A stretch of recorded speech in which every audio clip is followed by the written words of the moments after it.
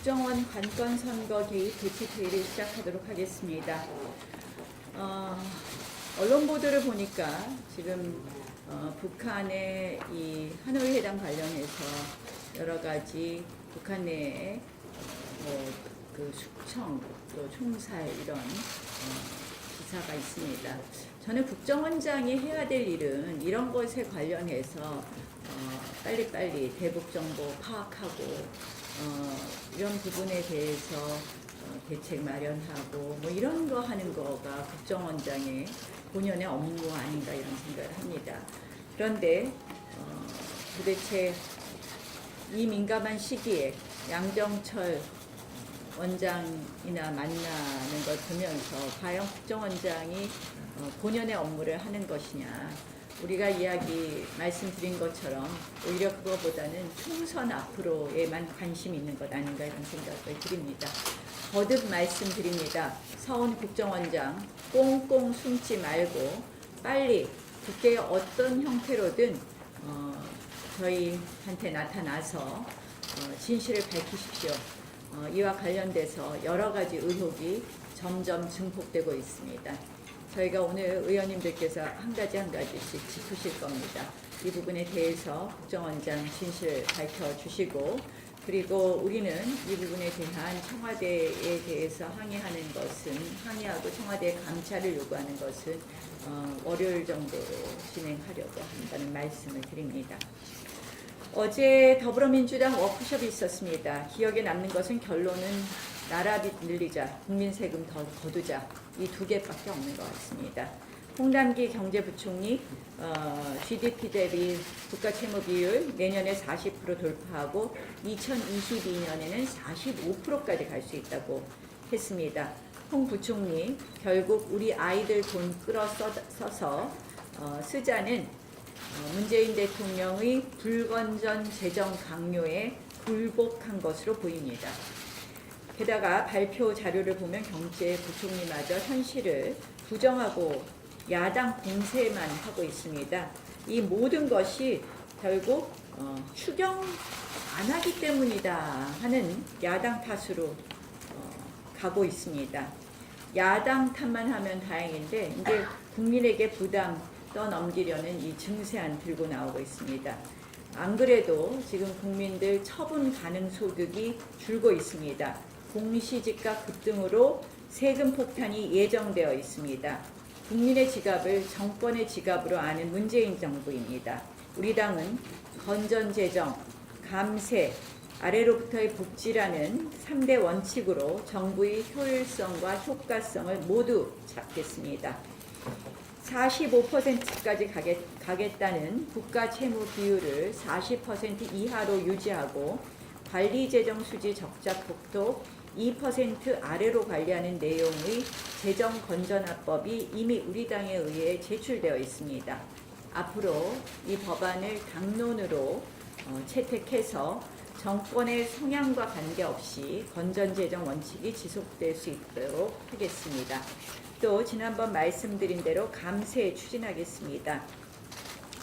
저희가 국회 연다면 이런 재정건전화법 그리고 감세와 관련된 법인세와 각종 중조세 낮춰서 투자 유치할 수 있고 기업 승계시 부담 낮추는 것, 이런 부분 관련된 법을 먼저 통과시켜야 된다고 생각합니다.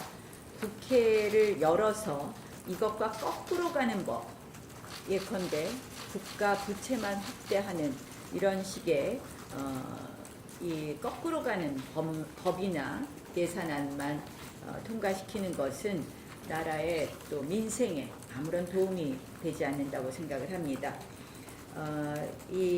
앞으로 우리 민생국회가 정상화되는 즉시 우리 당은 3대 재정 원칙을 기반으로, 아까 말씀드린 3대 재정 원칙을 기반으로 이와 관련된 법안을 통과시키도록 노력하겠다는 말씀 드립니다. 어제 이인영 민주당 원내대표가 말씀하신 걸 보고 깜짝 놀랐습니다. 이 착한 동생이 왜 이렇게 나쁜 말 하는지 모르겠습니다. 이 대통령의 야당 비난, 여당의 왜곡된 언론 플레이가 민생 국회를 열고자 하는 야당의 희망마저 꺾고 있습니다. 마치 여당은 국회 정상화를 노력하는데 야당이 태업하는 것처럼 목리 프레임을 주입합니다. 우리 당의 요구사항은 아주 명확하고 간결합니다. 패스트트랙 철회와 사과와 그리고 민생국회의 정상화입니다. 지금 청와대와 여당이 말하는 것은 국회 정상화가 아닙니다. 여야가 비로소 정상적 국회입니다. 여당은 여당다워야 하고 야당은 야당다워야 합니다. 그런데 지금 청와대와 여당은 제1야당인 우리에게 야당의 옷을 벗으라고 말하고 있습니다. 오직 야당의 백기투항만이 해법이다 이렇게 주장하고 있습니다. 사실상 국회 무력화 위헌 국회입니다. 국민이 원하는 국회는 민생 국회입니다. 비록 국회는 멈췄지만 우리 당만큼은 분주히 움직였습니다. 그런데 어떻게 했습니까?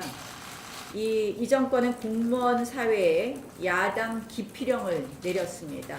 앞으로 우리 공무원들이 우리 당에는 얼씬도 안 할 것 같습니다. 우리 당 국회의원도 만나지도 않을 것 같습니다. 우리 당 국회의원 전화 오면 전화기 안 받을 것 같습니다. 이 전화 한번 통화 내역 있으면 앞으로 어떻게 되겠습니까? 어제 외교부 공무원 파면 의결했습니다. 여러 가지를 100번 1000번 양보한다고 하더라도 이 파면 적절해 보입니까? 지나칩니다. 결국 이 정권이 지금 발신하는 메시지는 야당에 협조하는 정도가 아니라 야당과 말을 섞는 공무원은 절대로 가만두지 않겠다. 일종의 저는 어제 이 사인은 공개 처형이라고 생각합니다. 더 말씀 안 드리겠습니다. 이해찬 대표 18명 장관 차례로 만난다고 하는데 야당은 아예 일 못하게 하고 여당은 열심히 하는 척, 이게 바로 민생 코스프레 국민 속이는 정치라고 생각합니다. 여당에게 다시 촉구합니다. 결자 해지하십시오. 첫 번째 사과하고 그리고 패스트트랙 태운 법안 철회하고 그리고 세 번째 국회는 열어서 해야 될 일이 민생국회입니다. 민생국회. 이 추경안 결국 국가 채무, 국가 부채 늘리는 이런 추경안으로 가서는 안 될 것입니다. 그래서 다시 한번 이러한 부분 정말 민생국회가 될 수 있느냐에 대해서도 또 고민해 줄 것을 말씀드립니다.